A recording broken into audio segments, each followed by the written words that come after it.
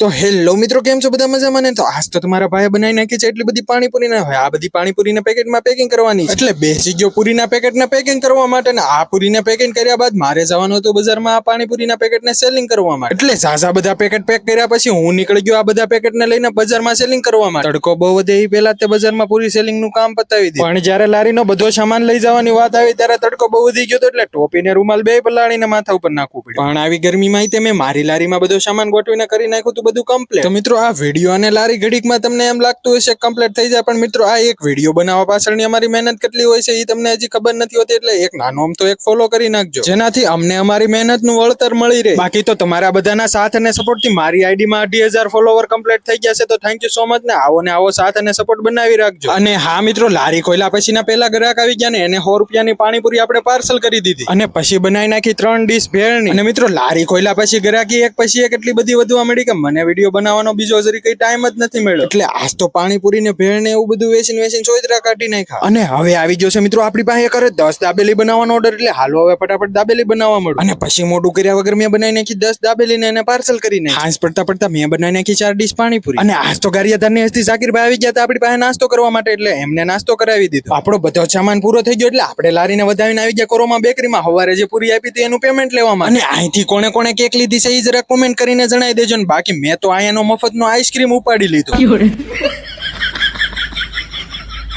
પછી તો મિત્રો હું લારીમાં બધો સામાન ભરીને આવી ગયો ઘરે. ને આજ તો ઘરે મોમોસ પાર્ટી છે, તો આવી જાઓ બધા મોમોસ ખાવા માટે. અને મને તો મોમોસ ખાવાની બહુ મજા આવી ગઈ. જો તમને વિડીયો જોવાની મજા આવી તો એક નાનો અમથો ફોલો કરી નાખજો. જય શ્રી કૃષ્ણ ને રાધે રાધે.